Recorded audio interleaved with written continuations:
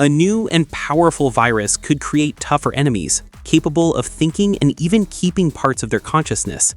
And honestly, I wouldn't be surprised if Requiem brings a refreshed weapon system heavily inspired by The Last of Us.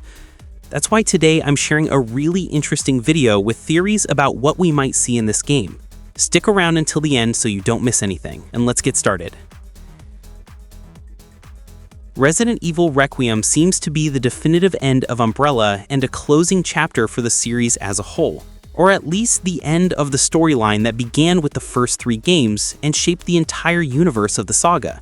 Because of that, we can assume that this time Capcom has planned a new and powerful biological threat that will change a lot of things. But before we go on, just a heads up, we'll be talking about a theory, not leaks or rumors. Still, keep in mind that this theory is based on information coming directly from Capcom.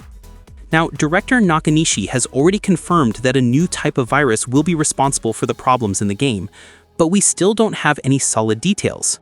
So far, all we know is that we'll be facing a new type of infected enemy and we'll need new strategies to take them down.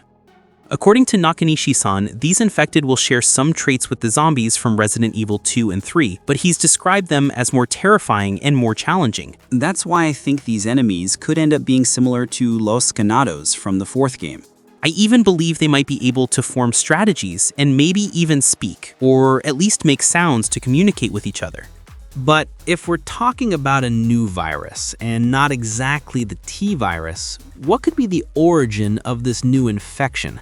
Well, I think we might be dealing with a mutation or strain of that well-known virus, something similar to the T-Abyss from Revelations.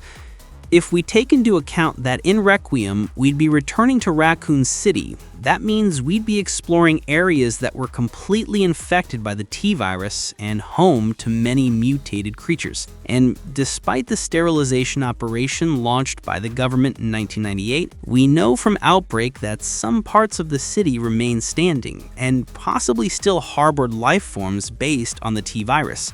It's no coincidence that the US government set up a research center in the ruins of Raccoon City and sealed off the entire area so no one could get close to it, at least until the year 2040. We know this thanks to the ELPIS project, which has been mentioned in Requiem. I think the government suspected, or even knew, that the virus somehow survived the explosion, so it was only a matter of time before this pathogen went through natural processes and mutated, adapting better to whatever hosts it could find, whether other viruses, animals, or even humans.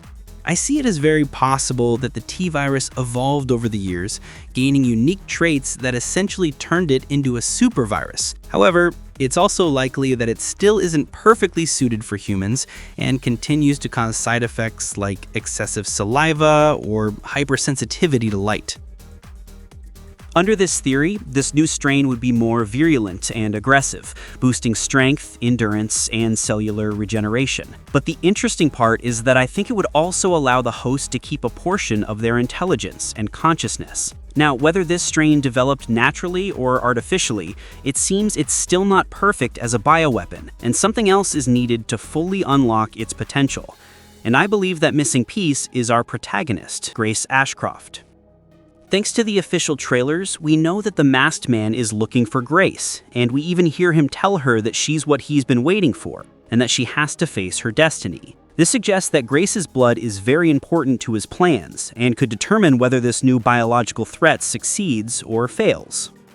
Another possibility I find believable is that this new virus may have been modified with mold-like traits that would give the infected increased strength and resistance, along with hypercellular regeneration, hallucinations, higher intelligence, and even some level of consciousness.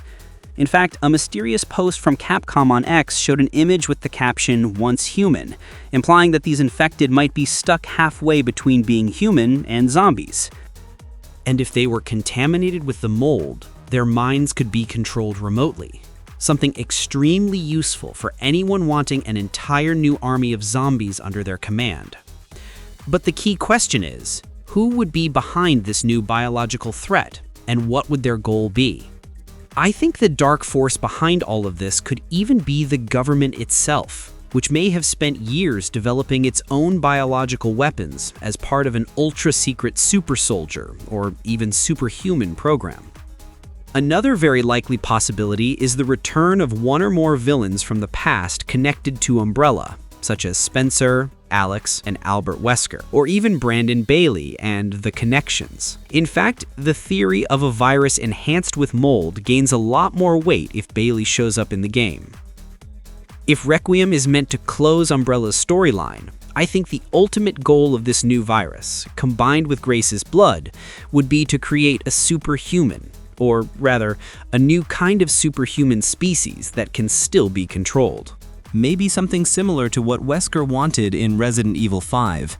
After all, the final objective for both Wesker and Spencer was to become a sort of immortal god who would guide a new humanity into the future.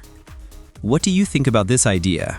Again, this is only a theory, not leaks or rumors, though it is based on official statements. Now I invite you to leave in the comments your thoughts and ideas about the new virus and the new infected we might see in the game. How do you think these new enemies will be, and what could be the end goal of the villain or villains behind it all? Recently, producer Kumazawa confirmed that there won't be a merchant in Requiem, so one idea I have is that we might see the return of the weapon system from Revelations, but improved. Basically the one inspired by The Last of Us. It's essentially a weapon management system based on upgrade parts that you install on your gun through workbenches, similar to what we saw in Revelations 2. However, it's possible that this time there won't be an actual workbench, and instead the parts can be installed on the go, but still require tools or scrap for the upgrades. Maybe we'll have to explore the levels to find these resources, which would let us improve different weapon stats, like firepower, fire rate, recoil, or ammo capacity, among others. Also, this kind of weapon upgrade system makes more sense in a world with more open maps, where exploration actually matters. In fact, some rumors say we'll be able to move through large areas of Raccoon City, so everything lines up. But for now, none of that is confirmed. For the moment, all of this is just theory, but I wanted to share it to make the wait for new info a little easier.